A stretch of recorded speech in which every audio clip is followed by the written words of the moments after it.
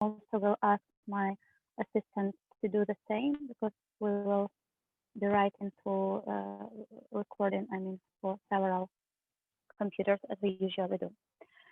So good evening, everyone.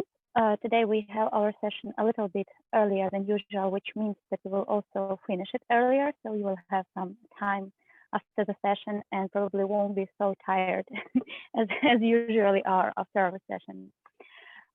We are proceeding with our module number 4, which is actually about the human rights defenders and about the activities which could be carried out by those who actually do some activities in order to protect and defend human rights. But also, it's very important to know what this activity, what risks this activity might have, and actually what the standards are for this activity, and how the international community can protect human rights defenders, but also how we can do this on the national level. So today, I'm admired to represent our two speakers, two experts who are actually from the foundation which supports our whole school and who made it all possible as well. So you could read about our excellent speakers before, but let me briefly introduce them. They are Ketevan Abashidze and also Anna Tuswig-Bonde. I'm sorry, Anna, if I don't pronounce your surnames well. Hope it's okay. Perfect. So as I told, they both represent Human Rights Houses Foundation, but also Katie is a Human Rights Officer for Eastern Europe at Human Rights House Foundation, which is based in Tbilisi, Georgia. And she has been with this organization pretty many years now, since 2014. And she also closely works with the human rights houses in Georgia, Armenia, and Azerbaijan. And she coordinates the Human Rights Houses Foundation's protection work and monitors civil society and human rights development in the South Caucasus, Ukraine, and the Western Balkans. And as for Anne Tuswig-Bonde, she is a political scientist and a senior advisor at the Human Rights House Foundation. With local partners, she has been engaged in the establishment of human rights houses in Baku, Chernihiv, and Yerevan. So Anna has a direct relation to Ukrainian human rights house as well.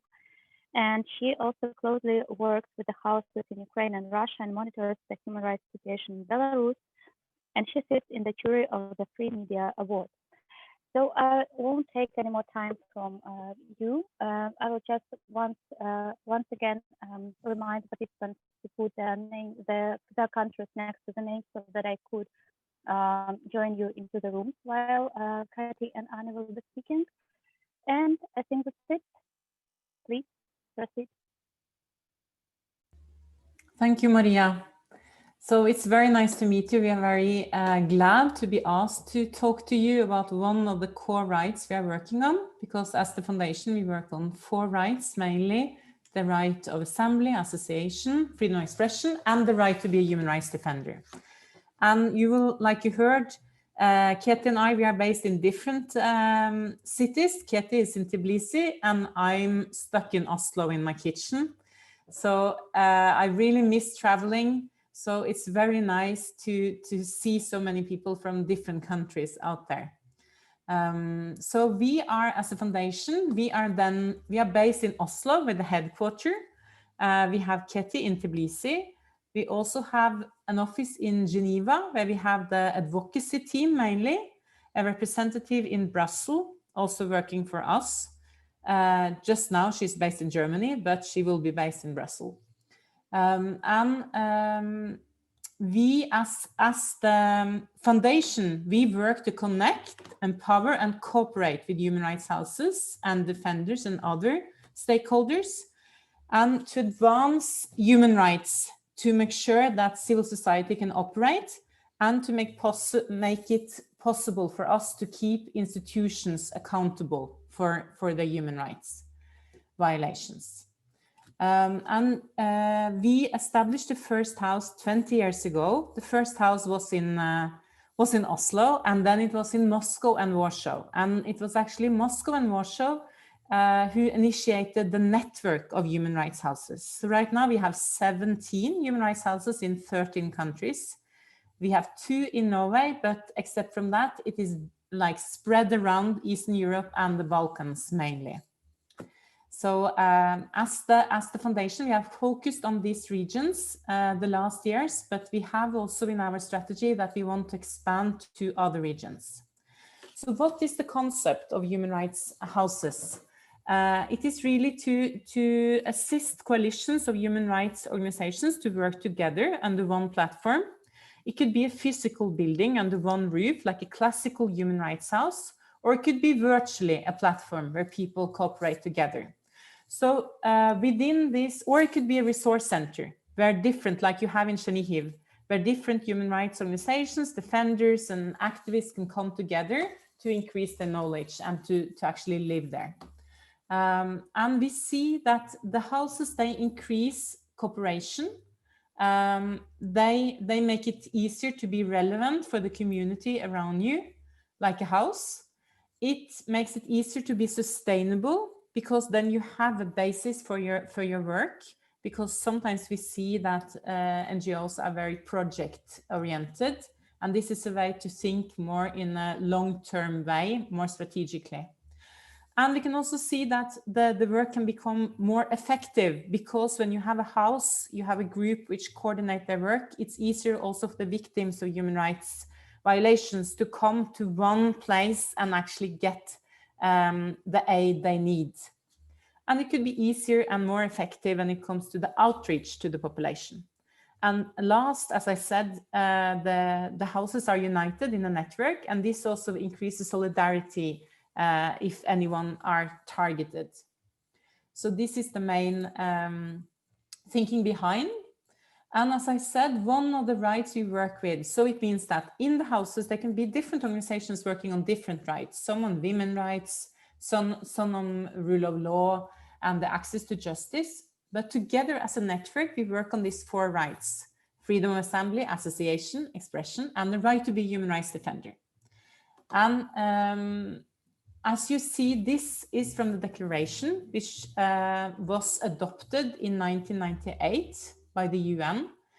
And it gives, in a way, it's the first article here, which states that everyone has the right, individually and in association with others, to promote and to strive for the protection and realization of human rights and fundamental freedoms at the national and international levels.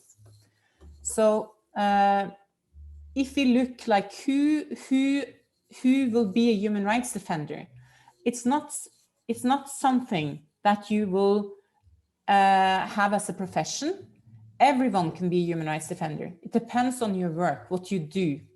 So these are, like, human rights defenders are individuals who promote and protect human rights. And it is important that it is through peaceful means, and that these human rights defenders respect universal human rights. So it means also without discriminations. So it is also about respecting others. And then defenders can work individually or join groups, and they can be in a structure or without a structure. It could be organizations or associations or foundations. And anyone can be it, regardless of their occupation. So it means some are professional human rights workers. Like you think maybe of lawyers working on human rights cases, but it could also be journalists, media workers, bloggers. Like here you see one blogger from Azerbaijan and one from Crimea. It could be environmental defenders. It could be anti-corruption activists. It could be an ombudsman, like you see Adam Bogner here, the ombudsman in Poland, who is really the one fighting for human rights in Poland. And it could be trade unionists. And as we see now in Belarus as well, it could also be cultural workers. Like here you see Svetlana Alexievich on the picture, the Nobel Award winner for literature.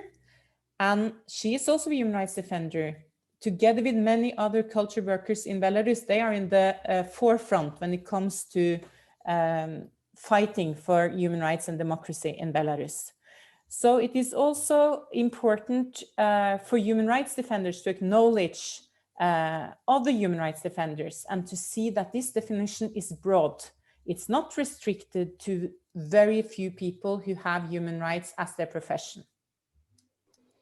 Thanks, Anna. I will proceed from here. Good evening, everyone. It's a real big honor to be able to speak to you again. I greeted you the first day when you started, I think, this human rights school, so I'm happy to speak to you again. I hope the process was interesting and fun for you until today, and we hope that today is also something that you will enjoy. As Anna has mentioned various examples of human rights defenders who are lawyers, journalists, indeed, or writers. Anybody can be a human rights defender as long as they believe in the values and principles.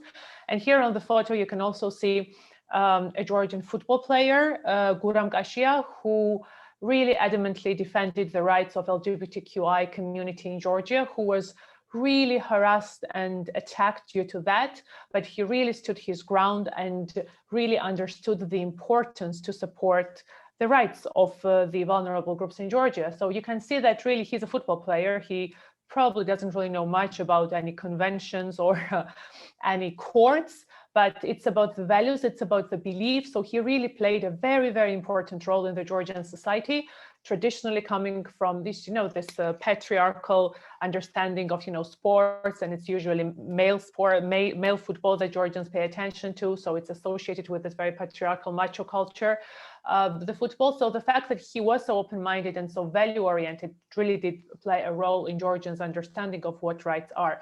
So there, an example, anyone can really be a human rights defender as long as they understand the values. In fact, there are countries also in the world who recognize the term human rights defender legally, who have such term in their legislation, and who protect human rights defenders specifically. You can see the list of these countries on your screen. I will not repeat them. So most of these countries really recognize the work of human rights defenders and make sure that they're fully protected.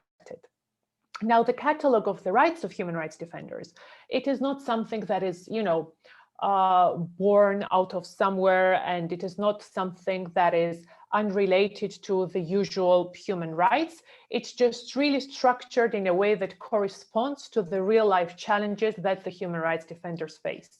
Before we go into this 16 international standards of protecting human rights defenders, I would like to note that beyond the countries, there is also international legal recognition of human rights defenders, in a sense that, for example, the UN Working Group on Arbitrary Detention understand that it is very often that the government, the states retaliate against human rights defenders for their work, that they detain them, they persecute them. So they say that whenever there is a case of a detention of human rights defender, it's very important that domestic authorities and international supervisory bodies apply heightened standard of review of government action.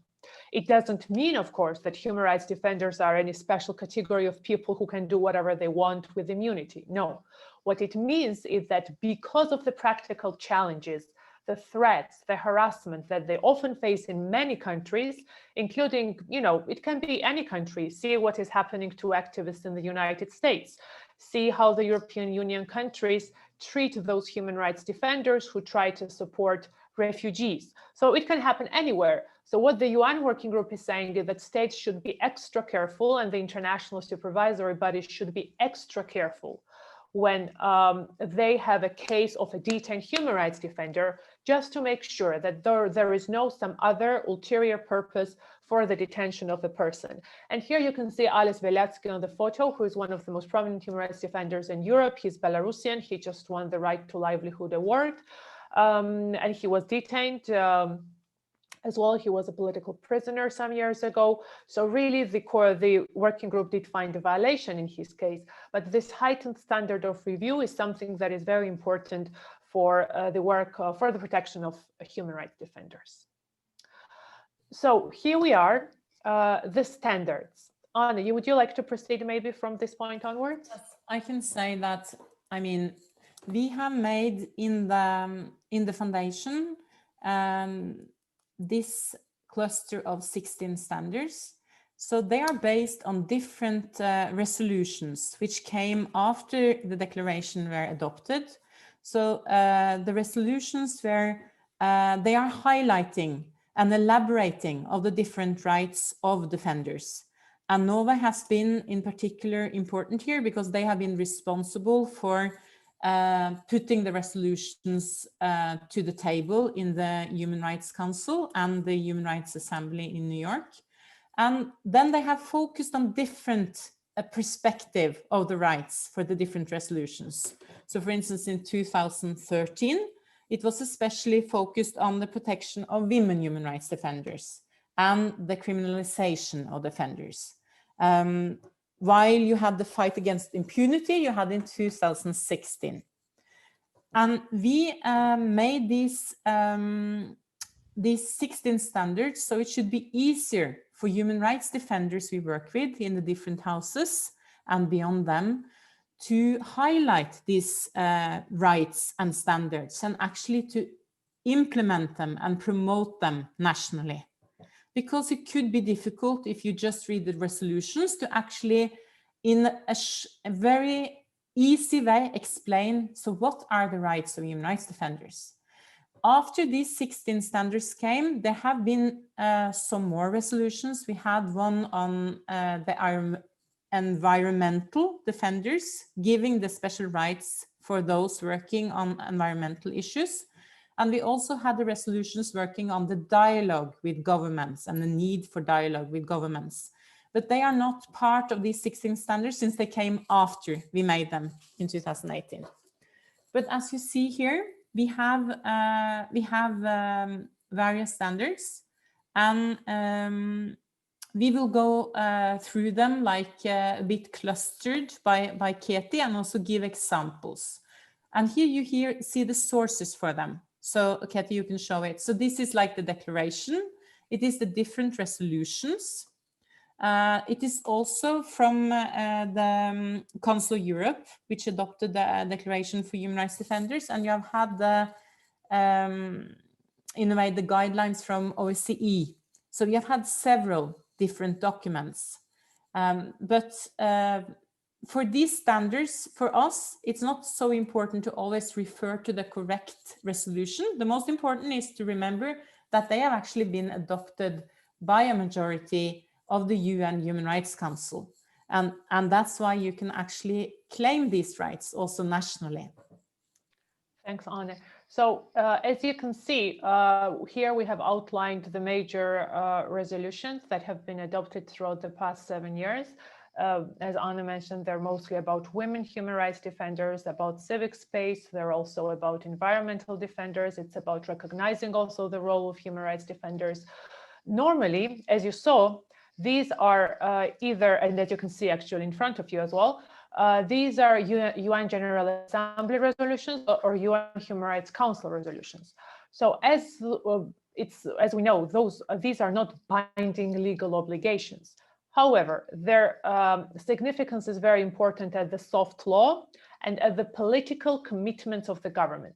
Because if you will see below these small boxes that we've put here in green, in blue, and in red, in some other colors. So, for example, if you take Ukraine, you can see that Ukraine has co-sponsored at the UN all these resolutions that uphold various rights of human rights defenders, recognize their importance for the civil society, promise to create enabling environment, not to discriminate, not to harass, and so on. So it's a very strong political commitment from Ukraine to uphold these rights. And it doesn't matter that these are not, a hard law obligation that can be enforced in the court and litigated, though, of course, there are some rights in the catalog of human rights defenders, which are general human rights and can be litigated domestically or internationally. But here, the political commitment of Ukraine is very strong. They're saying that, they really believe in this. Not only they have voted for, but they have co-sponsored the resolution. After Ukraine, who is the champion really in co-sponsoring these resolutions at the UN, And actually, just to reiterate again, that Human Rights House Foundation and Human Rights Houses have been really instrumental, together with other international NGOs, in making sure that all these resolutions would be adopted and would have the language that are really respectful of the importance and the challenges of human rights defenders. So after Ukraine, you can see that it is Georgia who has either co-sponsored all of them in dark green, or has voted for, or maybe the resolution was adopted by consensus. It's here, this lighter green. And also Serbia, who has co-sponsored 4 of the 5 resolutions. So you can see that Serbia has also made a very strong political commitment to support, recognize, and respect human rights defenders. Then we have Armenia, who has also co-sponsored 3 resolutions. After that, there are, just a second, there are Belarus, who was not so certain about the rights of human rights defenders, but still, as you can see, they have been part of the adoption of the last 2017 resolution. And then, of course, there is Russia, which voted twice against. And then, they said yes, or the resolution was adopted by consensus. So here that you can see that there are some states who even didn't want to make a strong political commitment. But the UN declaration itself in 1998 about the human rights defenders was adopted unanimously. So still, this core support for human rights defenders is something that all member states of the UN have supported, and it is something that the human rights defenders, the civil society, can use to advocate for more space, respect, recognition, protection, both domestically and internationally. I just wanted to, could I just go ahead, add? Anne? Yes, of course. So we, to actually protect these rights, we have a UN Special Rapporteur. And this is like the ombudsperson, right, for the rights of defenders. And this is an independent expert. He or she is not paid by the UN, but this person is the ones who are able to raise concerns about the standards of human rights defenders, and also individual cases to the countries, and also to make country visits to the countries to highlight the situation in these countries. And right now it is Mary Laurer, who is the new Special Rapporteur on Human Rights Defenders, and she was the previous head of Frontline Defenders.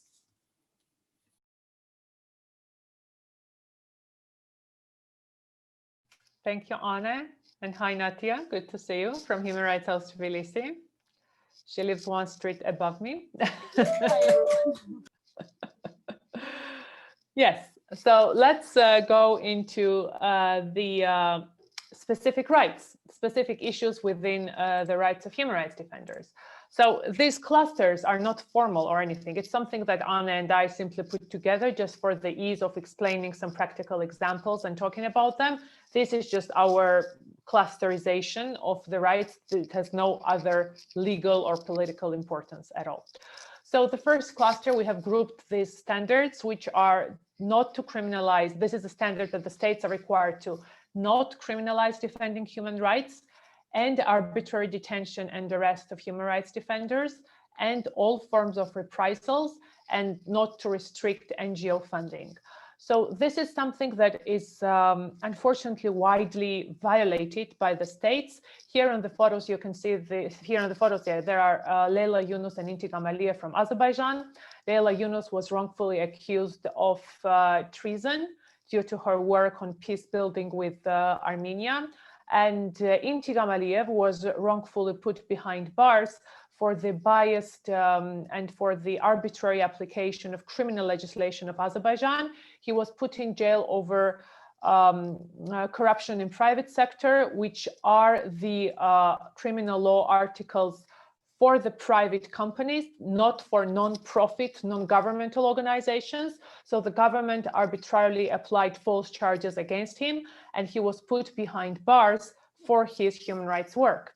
And the European Court of Human Rights, on the cases of these 2 human rights defenders, both from Azerbaijan, one of them Intigam being a lawyer, and Leyla Yunus being a historian and a political scientist, the court noted that both these individuals were put behind bars as a retaliation, as a reprisal for their human rights work. And really their detention and arrest was arbitrary, and basically the government of Azerbaijan criminalized defending human rights. And before I give the floor to Anna to say a few words about Marfa Rabkova, just to add that reprisals is the response of the government towards advocacy conducted by human rights defenders internationally or domestically for the protection of human rights. So when the government sees that an individual, a human rights defender, attempts to promote, document, advocate for rights, they put them behind jails or harass them for such work. So this is what we call reprisals, and this is what the international standards also call reprisals. So in the Human Rights House network, we had such case of reprisals when it comes to Belarus, where we had Leonid Sidalenko, who sent communications to the Human Rights Committee in the UN, and after that he was harassed in Belarus. And when it comes to Marfa, you will see the poster here because she's still in jail, and she's in jail for actually being the one mobilizing volunteers in the human rights organizations Vyasna in Belarus. And this is actually a way, I mean, to charge people with criminal prosecution for doing their human rights work. So we ask all of you to also join this campaign to actually take a photo with Free Marfa. Thanks, Anna. And one last standard that we didn't mention is this: do not restrict NGO funding. So actually one of the concerns in Azerbaijan was and is the fact that the government has effectively banned all foreign donors from being registered and from being able to issue legally the grants to human rights defenders. So these NGO grants are a big issue in Azerbaijan now, and actually the people, well, not Leyla anymore because she has left the country, but Intigam, who has luckily now been released, like Leyla, really suffers from this daily because we are unable to issue grants in Azerbaijan due to the government prohibiting foreign NGOs to be a donor and to issue grants. And there is no registered foreign donor in Azerbaijan as of today, except of course the UNDP itself, which issues some development grants, and the embassies, the foreign states. I would just add that this is of course also the case when it comes to Russia and Belarus, where the NGO funding is very restricted. With the foreign agent law in Russia, of course, but we also see in Serbia, with now the accusation of human rights organizations behind money laundering. It's also a way to restrict the NGO funding to make the legislation more difficult for people to access funding. Thanks, Anna. Then another issue that we wanted to highlight is the standard which calls on the governments to avoid registration and legal restriction of rights. So here what the standards are trying to say is that it should be to register, to operate, to administer an NGO. Of course, if the states require a registration of an NGO, most of them do. It is not a violation, but what is important is that the registration standards are foreseeable, are applied without discrimination, are comprehensible, are simple, are not draconian, and it's very easy to register and operate within the realm of administrative law, the NGOs. Here you can see the photo of Rasul Jafarov, who has been trying for several months to register his NGO, Human Rights Club in Azerbaijan. And what the Ministry of Justice of Azerbaijan was doing, they were going back to him once every few months, requesting new information or requesting some more details, which were not foreseen by the Azerbaijani legislation, which means that they were really effectively barring this NGO from being able to register. And this case was won at the European Court of Human Rights. Rasul won this case, and the courts really established the violation of freedom of association because the restrictions, first of all, the requirements were draconian, they were not clear, and it was possible for the government to apply all these requirements. So for example, please add here the change of address, or please add here the, some name of someone from the previous board and so on, things that were not very clear from the legislation. And this effectively is the method for the governments to make sure that the NGOs are unable to operate. So as you could guess, Rasul, of course, continued his legitimate human rights work despite not being able to register. And then he had to go in jail and, you know, in violation of the previous standard, he had to go to jail for the crime that he didn't commit, because the government thought that he operated some sort of illegal enterprise by operating this NGO, which the government barred from registering in the most arbitrary way. Therefore, you can see that these standards are intertwined, and often they, you know, are used to really silence the human rights defenders. Luckily, Rasul has also left the jail and he is able to work in Azerbaijan now. Anna, do you want to mention the case of Vyasna? I can just say that with Vyasna, it is a decision with the UN Human Rights Committee, which says that actually it's Belarus violating the rights, not giving Vyasna the possibility to register. And it means it's not illegal for Vyasna to operate inside Belarus, as they state. Mm-hmm. Thank you. Then the third cluster that we have selected, it's the following three standards. It's publicly support human rights defenders, accept dissenting views, and respect NGO independence. So here on the screen, you see the logo of the biggest Georgian watchdog, election watchdog, ISFED, International Society for Fair Elections and Democracy. They have made recently a public announcement about the error that they have made in parallel vote calculation, which is called parallel vote tabulation. And they have issued a statement saying that they made an error and they acknowledged it. And then the various figures from the ruling party started to, ask some more, not so much questions, but really demanding that they apologize, demanding that they present some more information as to what was happened when the organization has really already presented everything and explained where and how the error was leaked. So really the government tried to interfere in their independence and saying that, they're biased, they're playing a game. Then there was also some other groups, opposition groups, which were saying that they're affiliated with the government. So therefore, both basically some opposition affiliated groups and the government, the ruling party, tried to really suppress the independence of ISFED. And just to note that these standards are also often true for private actors as well. So if there are, for example, the private actors that suppress, harass, threaten the human rights defenders, the governments are under the obligation to act to protect human rights defenders. And if they don't, it might be still considered that through their inaction, they have supported the violation of the rights, hence they're responsible. Also, two other examples are from Serbia. Here you can see the head of Belgrade Center for Security and Policy, Sonja Stojanovic-Gajic, and she has criticized the Minister for Internal Affairs, and she was really she fell victim to various attacks due to her position. So here you can see that the dissenting views were not tolerated very well. And also this another example is from Serbia, when the Serbian authorities tried to seek bank data of rights groups. And really they have asked for the data of very many individuals. It was done in a way which was not legally foreseeable. It was not clear what was the purpose, based on what procedure, why was it required. So in a way, there was a fear that anti-money laundering legislation here in Serbia, in this case, was used to silence and to harass NGOs and to really attack their independence. So this was from this year. So these are the examples when the standards are sometimes not so much respected. Another cluster, well, it's not a cluster, it's just one right, but it's about fighting impunity and showing accountability.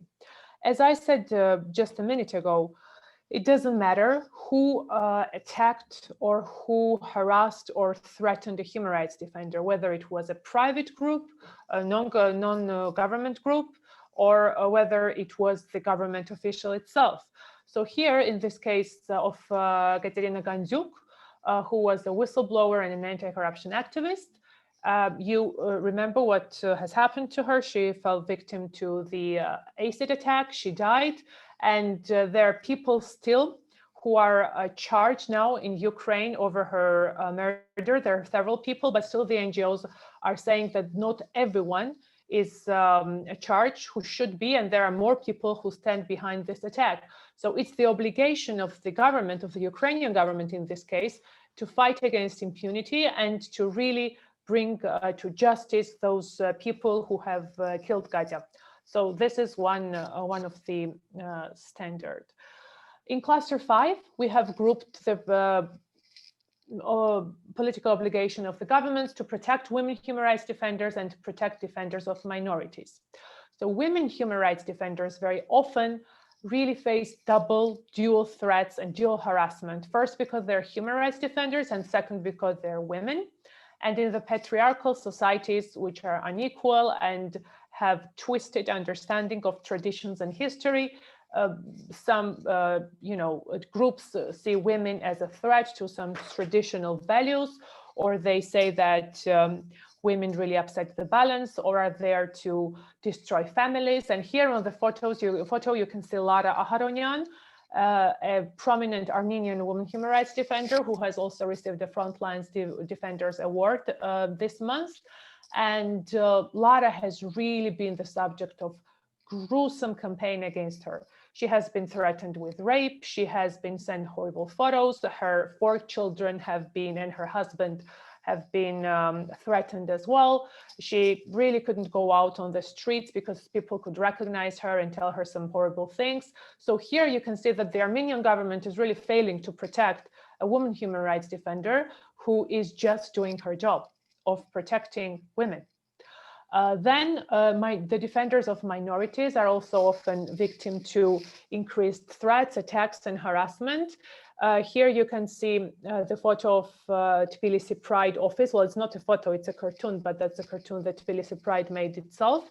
For months, the traditionalist, fascist, far-right groups have been attacking the office with various substances or eggs and making protest actions outside. And here on the other photo, it's Queer Home Odessa, which is also LGBTQ rights NGO, which was attacked, I think, in September last time. So really, the people who work on minorities are subject to more harassment. Also in Georgia, very recently, a human rights defender who works with ethnic Azerbaijani minorities, Tamta Mikaladze, she has been called in for questioning at State Security Service for her work with Azerbaijani minority on the case which was about some ethnic hatred, which was not the case of ethnic hatred at all, in the ethnic Azerbaijani community of Georgia. So really people who work with women, who are women, who work on the rights of LGBTQI community or for other minorities are under more harassment due to the nature of the traditionalist, patriarchal, I would also say post-totalitarian countries, like all of our countries are, former USSR or former Yugoslavia. Therefore, it's really very important to understand the extra challenges that these defenders face. Another standard is about specifically human rights lawyers. As Anna mentioned in the beginning, really anyone, regardless of profession, can be a human rights defender. And the same is for human rights lawyers. So on the photo below, you can see Alaif Hasanov, who defended Azerbaijani human rights defender Leyla Yunus, the woman whose photo I showed you earlier. And he really voiced concerns about threats that Leyla faced once she was in jail. For that, the government of Azerbaijan used reprisal against Alaif. He was first sentenced to community service, and then he was disbarred. So this was really a clear violation of the standard of protecting human rights defenders. And currently, Alaif is trying to litigate his case beyond Azerbaijan. Anna, do you want to say a word about Lilia Gemeci? She's one of the lawyers really defending the Crimean. Mustafayev, yes. Mm-hmm. Yeah, and the Crimean Tatars, like many are accused for extremism. And she's also facing threats herself for the work she's doing. And it's the same, I will say, with Belarusian lawyers. We have now, I think it's 2 or 3 Belarusian lawyers in jail, actually for defending politicians and political activists in Belarus. And of course, you also have examples in Russia, like with the killings of Markelov, you have lawyers being killed and really harassed for their work. But you also have very strong lawyers beyond the whole regions which are able to work. And for us, I want to say that we really worked hard to get this standard and the protection of human rights lawyer. It was very hard to get it into the resolutions because many countries were afraid and against to have any special protection for human rights lawyers. So this is a success that we have it. Yes, thanks, Anna. It surely is. And also just to mention that for the protection of standards on human rights defenders, it does not matter whether a lawyer is a licensed lawyer and a member of the Bar Association, or whether it's the person with legal education acting as a legal representative of an individual. Therefore, the disbarment, of course, is very important for the domestic legal system, but that does not deprive the individuals from their status as lawyers in the eyes of international standards. This is the penultimate issue that we want to discuss from the standards. So this is about protecting family members of human rights defenders. So really the standard of protection of family members is the same as that of human rights defenders, as very often the family members are under the same threat, the same risk as the human rights defenders themselves. Here on the photo on the right, at some global journalism conference, you can see Gulnur Gazimova, who is an Azerbaijani journalist, and due to her work, her husband lost job in Azerbaijan. Therefore, when the family left the country and fled, the human rights NGOs, including Human Rights House Tbilisi and others, have really supported the entire family. And it was very important to protect the husband and children as well, because they fell victim to the reprisals against the journalist who was also writing about human rights issues. And here, maybe you want to say a word about Malahat and her family, Anna, very quickly. Yeah, so Malahat was working as the only human rights defender in Nakhchivan. Azerbaijan. Yeah, she was very difficult to target by the authorities. So they started to target her children, the 3 children, and also the husband, who was actually severely beaten up, to make sure that she stopped her activities. And in the end, she had to seek asylum together with the family in Norway, but she wants to return and to continue her work. And I also wanted to say that you can see this at them using the family also now in Belarus, you know, when the authorities are threatening to take the kids away from people being active in the protests. So, and you can see it's also in Russia that this is used. Yes, thank you, Anna. And the last issue that we wanted to touch upon today is to uphold the responsibility of business. That is one of the standards addressed to the governments. Businesses play an important role. So I will speak briefly about Idrak Abbasov, who is an Azerbaijani journalist and human rights defender.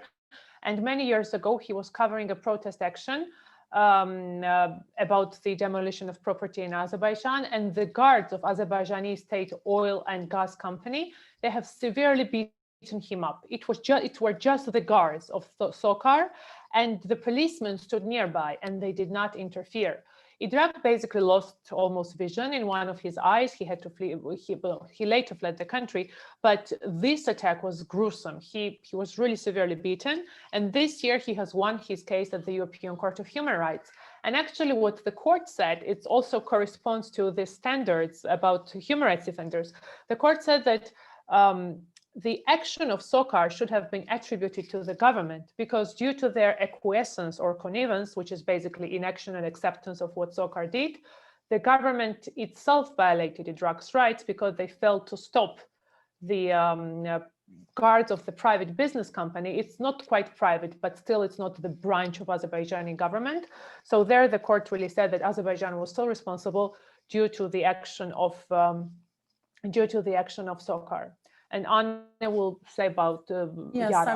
I would just briefly mention Yara, which is a Norwegian company and one of the main partners of the Belarusian firm Belarus-Gali. So right now, based on the call from Belarusian human rights defenders, we have, together with other Norwegian organizations, put pressure on Yara to be principled and to actually hold Belarus-Gali accountable and ask them to protect the right of the workers in the country, to really respect the business code for human rights.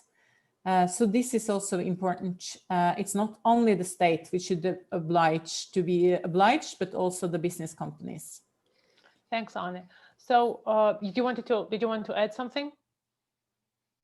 I can just say, I think we should be very quick, but to say that we have also promoted these standards in the Council of Europe, in the EU, to make it known among MPs. And we are also making trainings for diplomats, for instance, on how they can protect human rights defenders, because we see that when the space for human rights defenders are very limited, the diplomats needs to step up in the countries. Then they can be the human rights defender, really promoting human rights. Thanks, Anne. So with this, we have covered 14 of the 16 rights, and the two that we haven't covered is the free access and choice of media and peaceful protest. But because you have already covered freedom of expression and freedom of assembly, we thought that you would be already aware of these rights, their substance, their limits, and respective cases. Therefore, we didn't cover this too. So with this, we have really covered the 14 standards. After this, we will like to maybe briefly outline some of our work that we do to support human rights defenders and to make sure that they're protected. Anna, do you want to start briefly with this? Yes, I think we should just be very brief, since we need some time for questions as well.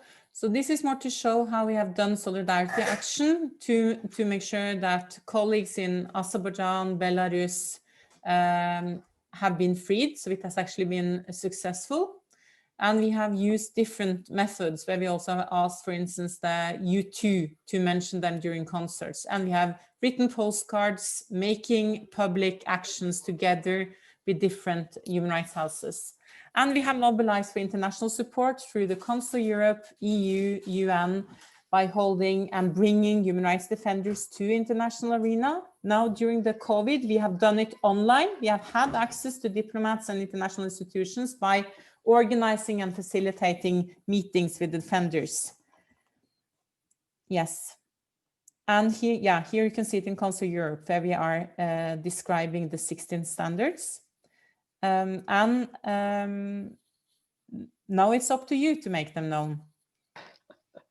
Yes, thank you, Anne. So I think maybe just to conclude our today's presentation, it's just to mention that really the human rights defenders, the protection of human rights defenders and the standards matter. Even in the countries, you saw that there are violations in many countries, even in, an EU candidate country, even in, the countries with relatively good democracy record, post-revolutionary countries like Ukraine, Armenia, Georgia. But what we have also established through our study this year, we have studied the situation of human rights defenders in Belarus, Ukraine, in the South Caucasus countries, and also in part of Central Asia. We really saw that in these post-revolutionary countries of Eastern Partnership, like Ukraine, Armenia, and Georgia, the protection of human rights defenders is an issue. It's a challenge. The situation is not good, and we are really at the stage of early warning. When human rights defenders face threats from far-right groups or from previous opposition groups affiliated with oligarchs, when very often, like in the case of Georgia and Armenia, these far-right groups are sometimes a bit clearly affiliated with Russia. We also see that the defenders are threatened, harassed. The online harassment is very severe in all these countries. And really the physical risks are also increasing. You saw attacks against Tbilisi Pride. You saw what happened to Katya Gandyuk. We have spoken about the threats, the level of threats that Lara, a woman human rights defender in Armenia, receives. Therefore, these standards matter everywhere. And also, you might think that, it's a crisis in the world. We're all suffering. It's a pandemic. But actually now, when the state institutions are struggling themselves and when people are under increased hardship, it is so important to protect the human rights defenders and to make sure that they help the states deal with the pandemic. deal with the increased poverty and with the increased inequality and the effect on the most poor, on women, on minorities. Because very often it is the human rights defenders who say, but wait, for the people with disabilities, this quarantine facility or self-isolation facility is not good. Or they're the ones who worry about equal access to healthcare. So now in the terms of crisis, more than ever, it is very important that human rights defenders can do the job so that everyone is equally protected within our societies. And any one of us can be a human rights defender, irrespective of how many hours a day or as part of your key profession or another profession. As Eleanor Roosevelt mentioned back in the day, really the human rights protection starts in your neighborhood, in a small place, which are sometimes not visible on the maps. It starts in the schools where we go to, it starts at our workplaces, around our yards and gardens, in the factories where we work. So really all of us can make a change and bring difference. And it is very important that no one interferes with that, and we feel empowered and protected to do so. Anna, would you like to add anything? No, I think that's why I agree with Kathy, and that's why it's also important to promote the role of defenders and the work, and actually to highlight it. So everything you can do to actually make the work visible is important, because it's important when it's so much negative focus to also create the positive image and focus. So I think we should open up for some questions before Exactly. Yes, I think we have time for that, yes.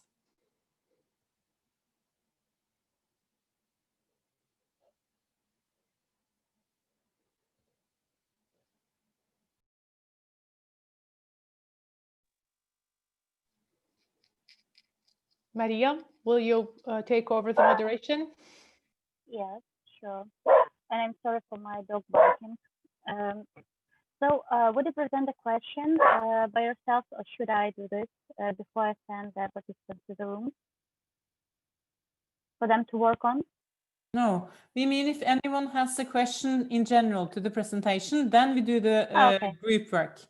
So Sure. because Katie will stay until 5:05, so she will actually, if you have questions specifically to what Katie has mentioned, and then I will stay with the group work afterwards. Okay. So then sure. we ask if anyone has any questions to the presentation we had or to the standards. Okay. So the participants are actually encouraged to ask questions, especially if the question goes to Kathy, because she will leave soon. You may present your questions at this point of the presentation. And you may do this either by switching on your microphone or just writing it in the chat, if you have any. Well, seems like we are not having questions at this point. No. Okay. Oh, Sergey has his camera on. Hello. Hi, Sergey, good to see you. Okay, then, so I will leave you and have a good discussion about your domestic situation regarding human rights defenders. Good to see everyone, and I hope you found it interesting. Bye. Katie, thank you so much. It was a brilliant presentation. Thank you so much. Okay, so I think that now we shall join the room.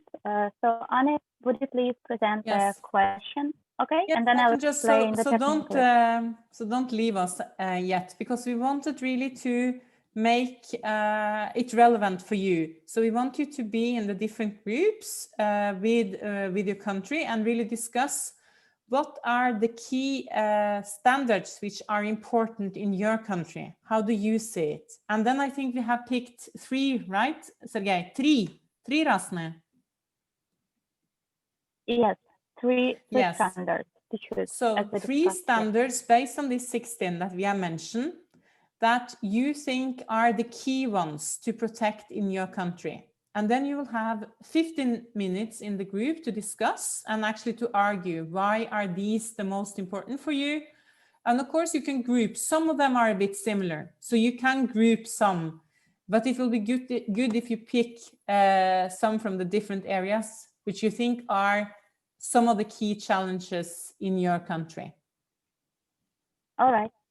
So actually, if the participants have read the letter that was sent yesterday before today's session, so you could see this question presented actually for you to think over individually so that you can make it faster now when you join the room. So a couple things about joining the rooms. Again, not everyone, unfortunately, has indicated the name by your the country by your name. So I was trying to guess or to remember which country you belong to. But if it happens that you are in the room which is not your country, you may choose the room by the name, because you will see each room named by the by particular country. We have 2 rooms for Ukraine and 2 rooms for Belarus as bigger groups of participants here. So if you happen to be in a different room, just choose immediately the room, the countries that you belong to, and join that that particular room. Then in some rooms we'll have our assistants to help you to moderate if there is a need, but we encourage strongly somebody from the room to take a role of a group moderator and actually to lead the discussion to get the answer to the presented question. So what 3 standards should be mostly protected in your own country? So please be active when you start your group work, because it's only 15 minutes, which means it's not much time. And I think this is it. Now, when I press open the rooms, everybody who is in the main room will be redirected automatically to the room. Those people who joined later and who are not in the division list, I will put them manually into particular room. So it will take a few more seconds. Don't be afraid if you're not redirected to the room. This will happen like in few seconds. And Маричка, можно минуточку? Давайте уточним. If I may, just a minute, let me clarify the task again, and maybe write in the chat box, you can send the links to those manuals. So guys, when you find yourself in different groups, follow the link, find those 16 standards based on those booklets or that our colleagues from the foundation mentioned today. And please, I ask the country groups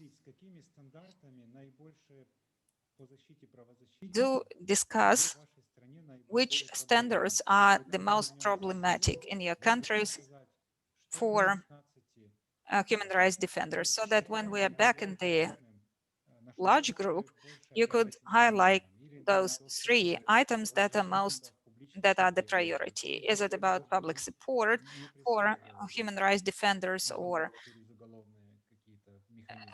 avoiding the persecution, application of some criminal accusations? And you pick up 3 most important ones, because we just want to hear your feedback on what are the priority issues associated with human rights defenders protection in your countries, and that's what we will briefly discuss when you're back. So I actually I inserted the link to the page with the booklet on different languages, so you can follow it and open so that it's easier for you to discuss. If there are no any other remarks before we start our group work, I am opening the rooms now. And we can also stop the recording for those who are recording.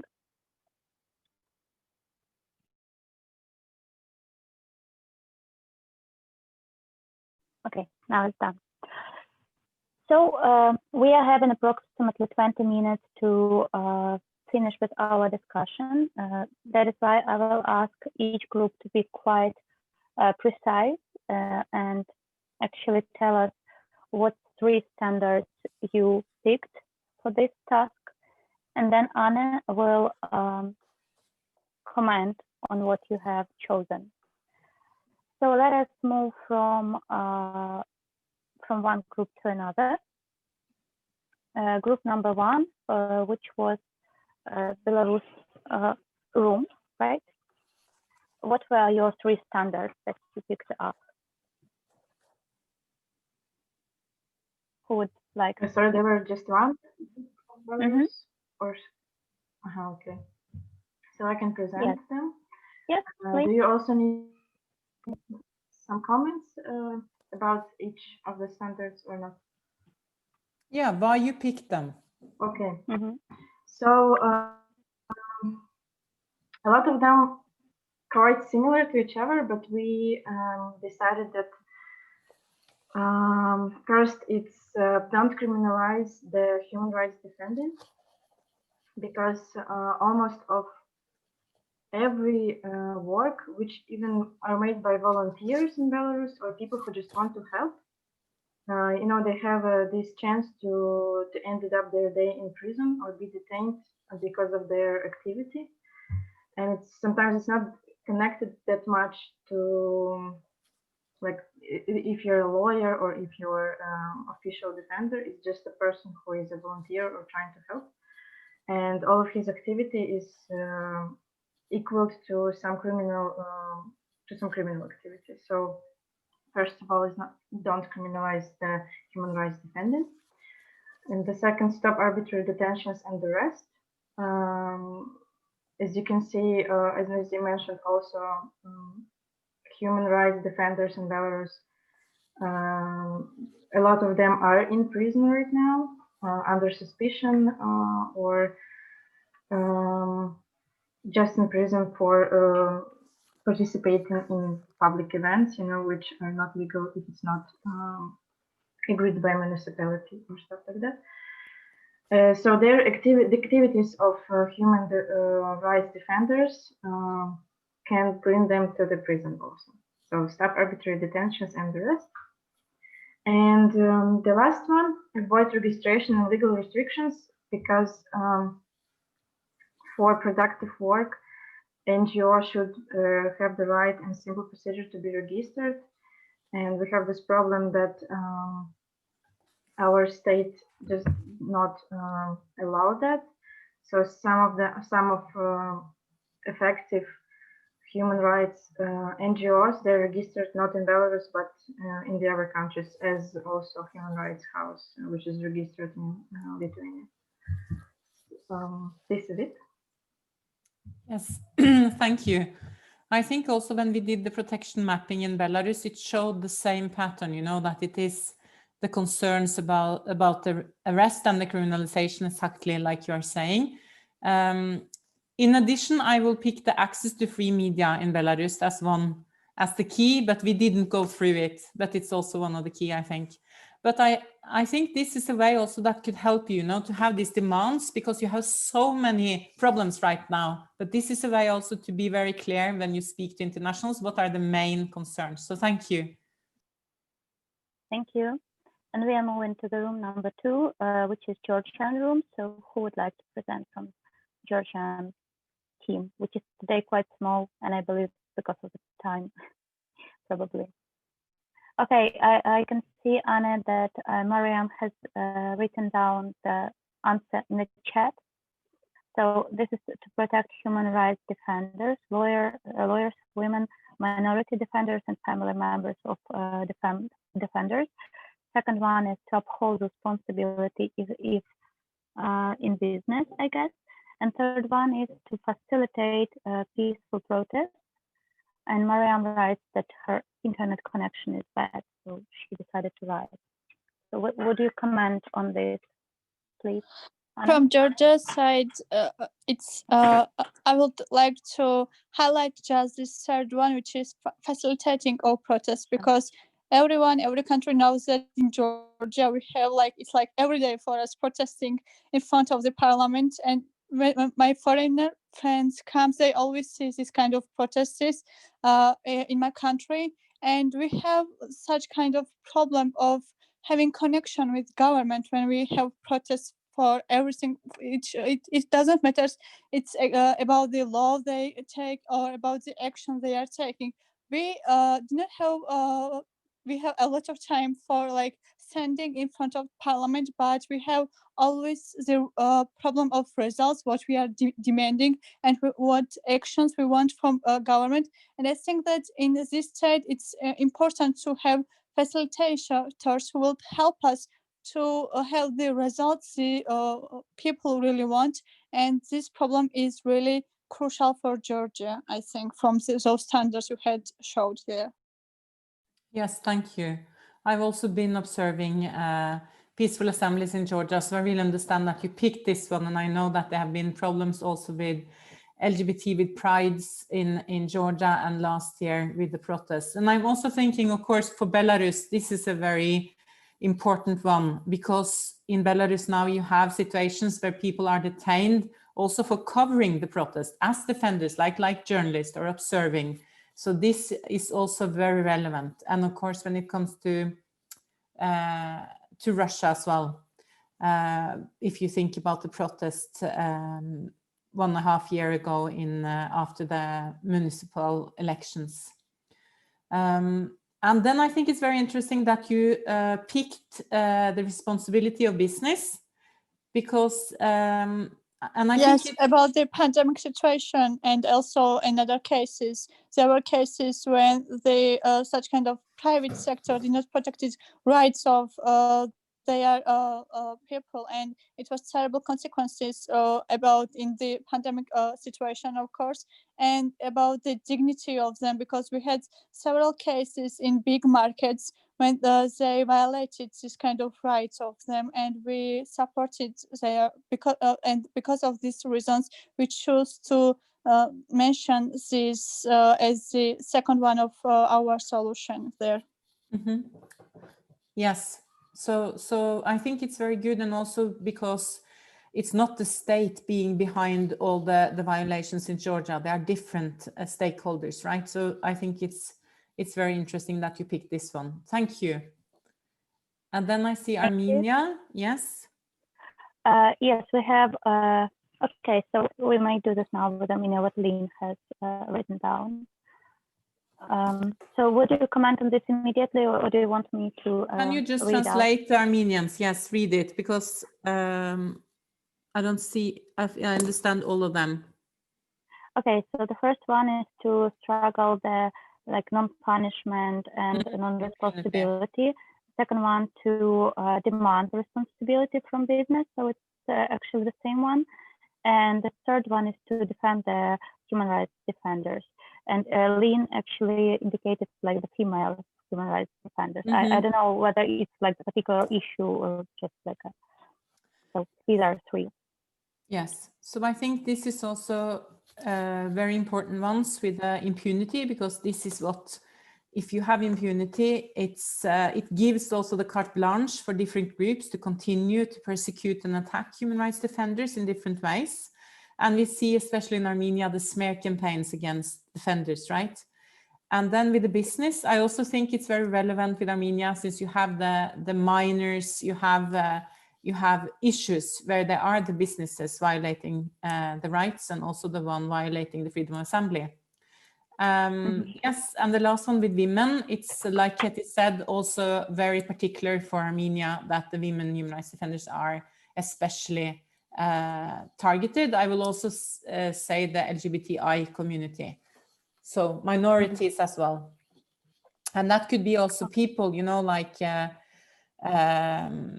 having dissenting views about the conflict. It could be people working on other issues. So it's not only the sexual minorities, it could be other issues as well. Thank you. Then I think we may move to room number 3, which is Russia. So please, who would like to present from the Russian team? Yeah, I could present Russia. I guess I should speak English, right? That's nice. As you wish. As you wish. I mean, I don't actually care what. Anyway, we've picked, as my team member said already, we've picked 3 points. First one is the prohibition of criminalizing the work and the defense of human rights, because I mean, you can't defend something when you're basically not allowed to do that, right? And it's pretty obvious at our point. The second one is basically not allowing government to interfere in your family's lives, because I mean, that's the most I don't know, powerful lever in our society right now, because I mean, if they take your family, what do you have left? Nothing, and you can't defend anything properly if you're lost with your family. And the last one is to basically protect and maybe even, how should I say, respect the non-governmental organizations, because it is not practiced in our country at the normal level at this point. So we've picked these 3 particular rules. Yes, thank you.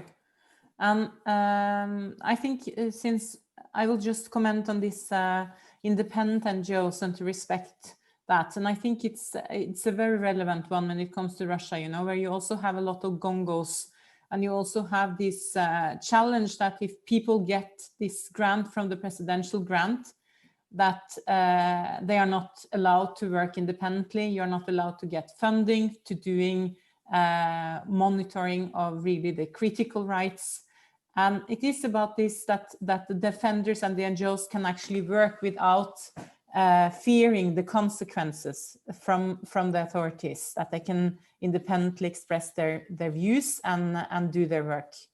So I think, and I agree also with this, with the family issues, it's very important and very usual tool, right, to pressure family and also to dismiss people from work, maybe hinder people also, including the family, to travel and to threaten family. And this is, of course, the most vulnerable part for a human rights defender. You can be as tough as you want, but if they target your daughter, son, or brother, this is very hard, because it goes beyond yourself and what you can control. So I think that you have picked really important ones as well. Thank you. Thank you. And I can see that in the chat we have the room number 5, so it's Ukraine, second, I think, oh no, it's the first room for Ukraine, which is quite similar in some parts. So it's also to criminalize, like, don't criminalize defending human rights, fight against impunity, show accountability, facilitate peaceful protest. So it's like some of the issues are quite similar to what just was said about Russia. Yes, Украина, можно прокомментировать? Да, можно. Can I add on Ukraine? Украина, да, можно прокомментировать. Ну, вы знаете, мы тут послушали все предыдущие группы, насколько мы the previous speakers, and we see that we are in a way uniform when it comes to the protection of the human rights defenders, the protection of the family of human rights defenders, women human rights defenders. These were the things that were expressed by everybody. So it looks that it is pertinent for the representatives of all the countries that participate in this webinar, and it shows the importance of these standards for all the countries. We picked the same standards, as you see. And then the protection of the human rights defenders minorities. Again, almost everybody underscored the importance of this one. It's very important for Ukraine too. Значит, мы еще выбрали Another one that we picked up is to put an end to reprisals, and it's not only intimidation but unlawful detentions, unlawful custody. All that is covered by reprisals when we talk about Ukrainian human rights defenders. Спасибо, Светлана. У нас просто очень мало уже времени. Thank you. We don't have a lot of time. Anna can stay with us only for 5 minutes. Should we move further? So we have 2 Ukrainian groups or one? Yes, we do have. So this was, it was the first, and we also have Serbian group, which has not let's yet take spoken. the other Ukrainian groups and then Serbia. Okay, and we also have one Belarusian group here. Yes, but it's So, fine. I can Ukraine... stay to, we have 10 more minutes. It's fine. Okay, so room number 7, Ukrainian group number 2. What was your choice for this task? Who will represent room number 7. I think they have written it, right? In the chat? Not really. No, that was room number 5, which was now presented, I guess. No, it was different. Oh, okay. So I'm sorry. Yes, there was actually room number 5 has written in the chat, and Svetlana was speaking for the room number 7, which was the second Ukrainian room. So now we have actually presented 2 rooms. Yes. So I think it's. I think you have together covered very many important issues, right, with the family members, which is also interesting that you had here.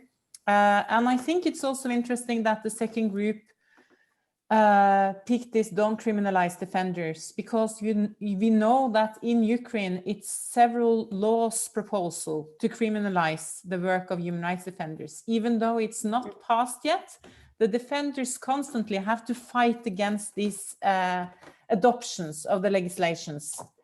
So I think this is this shows why this is so important for people. And then, of course, also these unlawful detentions, but also attacks. And you could see, like the last year, how the increase of attacks and threats against defenders in Ukraine, it's really going up. So the situation is actually getting worse.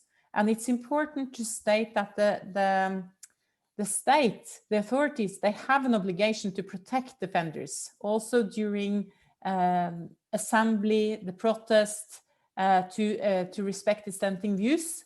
So I think here it is important to approach the Ukrainian authorities, because they have signed most of the resolutions, right? Maybe Sergei has something he wants to comment on as well, since it is Ukraine. Sergei. Я думаю, я не буду просто время занимать много. I don't think I'm going to comment to take time. I want to hear more from other groups. A few minutes in the end, maybe. So then we'll get back to Sergei and his comments. Okay, thank you so much. And then we are moving to room number 4, which is Serbian room. I know they are always very active. So please, who would present this time? Yeah, Tanya, I will be. Right? Tanya, yes, I will be presenting for Serbia. The first right we chose to talk about is public support of human rights defenders, because usually in Serbia it's not taken seriously. So human rights defenders, they're allowed to talk, but even after they finish talking about some very important issues, the public doesn't perceive them seriously, and everyone just kind of brushes it off. So it's not very popular to. No one is even promoting human rights defenders or human rights in general. And we think that that's a big issue. Also, we chose to end restrictions on NGOs, because a lot of NGOs here have had to shut down because they're not receiving enough funding from the Republican Fund, and they're not receiving all of the donations because not people, but basically the state is constantly finding them on some ridiculous things that in the end they have to shut down and they have to stop working because they don't have enough money. And the third issue we chose to talk about is to ensure free choice of media, because here the media is very biased and it's very censored, and we have maybe one or two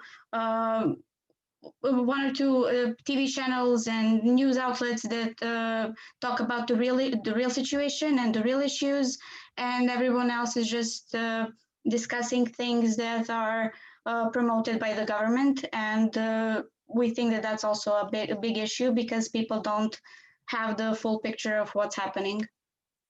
So that's basically it. Thank you. I also think that this issue has become even more crucial during the COVID. You could see also in Russia that we have reports from our partners in Kazan that a lot of people have signed up for their Telegram channel to actually get independent information about what is happening. And I think this, like you are mentioning, the media, it's also a channel to make sure that you could promote the work of human rights defenders, that you can cover the work through the media. So it's an important instrument to have. And then I agree with the end of the restrictions when you look at the situations in Serbia, also with the money laundering cases where they're accusing several organizations for this. And you could see that by actually opposing new restrictions and regulations on NGOs, they can also exhaust and make it too difficult and complicated for people to actually work. So thank you. Thanks. And now we are having, I think, our final group to present, room number 4, which is Belarus, room number 2, group number 2. So who would like to present? Здравствуйте, я представлю. I'm going to present. Together with the group, we decided on the 3 key points. First, I believe this is the most relevant one, is stop arbitrary detention of human rights defenders and all forms of repressions. Because when somebody is behind the bars, it is very difficult to continue the activism and to protect human rights. The more so that now in Belarus, repressions are total, unprecedented. Recently, a lot of human rights activists had to emigrate, to leave the country because they could be detained.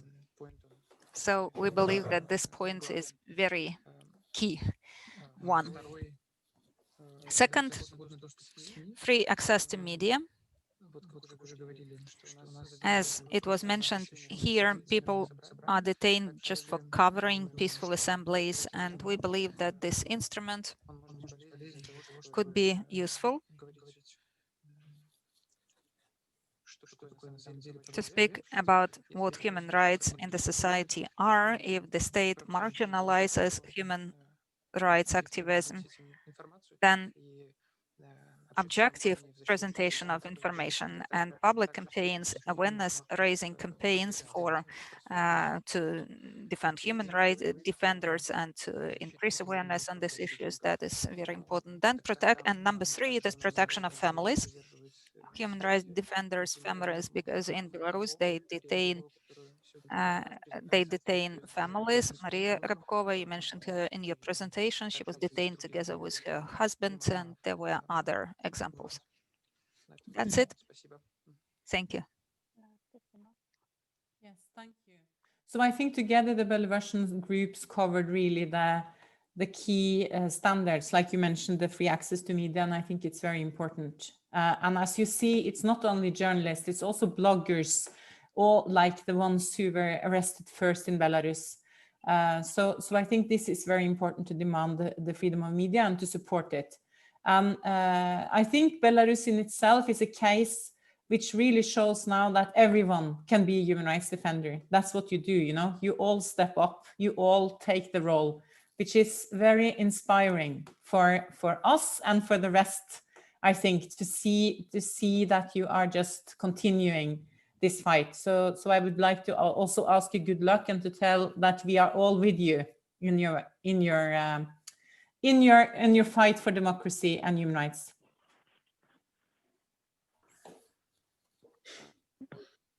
Я хочу, если можно, поблагодарить Анне. I would like to express gratitude to Anne, and I ask Anne to pass regards to Katie and our gratitude too, because it was a very interesting session. The information was very clear and user-friendly, and I believe that that is the last training session, actually, because we are going to have 2 more communication sessions, but this one is the last communication one. And as a result of our discussion, you see, we have now this interesting or specific monitoring. We can see the problems encountered by human rights activists, at least based on perception of our participants. So what are the problems faced by human rights activists in our countries? And let's keep this list in mind, because I believe we have this recording. So on the platform, you can go back to this chat, because the next 2 sessions, communication sessions, There we are planning to organize meetings with experts, with people from different countries that work in Ukraine, in Russia, in Belarus, in other countries. And we can keep discussing these problems, because it is not sufficient, not enough to know about problems. You need to know what to do about them too. And also let me emphasize that when we speak about problems for human rights defenders, we speak often about freedom of expression, which is the oxygen of democracy, so to put it. And actually, in negative senses, the authorities develop together with us. So authorities are sometimes bad authorities. They want to block this oxygen for us. And what we also often observe, it is the attempt to influence someone by affecting, by putting pressure on families. And that's a huge problem. This is something that may prevent people from their activism. This kind of attempt to undermine the individual's position. And when I was listening to the group's feedback, when I was listening to Anne and Katie, I was thinking about that no matter how democratic a society is, how high the democracy level is, there is always the huge risk, potential risk, of that those who disagree with the opinion of the authorities, opinion of the majority, that they will be subject to these attacks on the internet, physically, psychologically, they may be attacked. And us as human rights defenders, people dealing with human rights, we cannot just take those who disagree or those who we believe oppose human rights. We cannot separate them as a separate category. I mean, even if we have majority of votes. Anyway, we need to keep monitoring, we need to observe and try and influence the situation. And I believe that this is the only way out, how we could continue this fight, by observing whether we want that or not. Human rights are a phenomenon that you need to fight for. It seems that we have these rights from birth, but no matter whether you live in France or Ukraine or the US, in Norway, there are also a lot of problems, so we have to fight for those rights. And thank you. Thank you all for active participation. It was also very interesting for me, and good luck to you at your last sessions. And Happy New Year. Thank you so much. Bye. Bye-bye. I think we may stop recording now at this point. И я, наверное,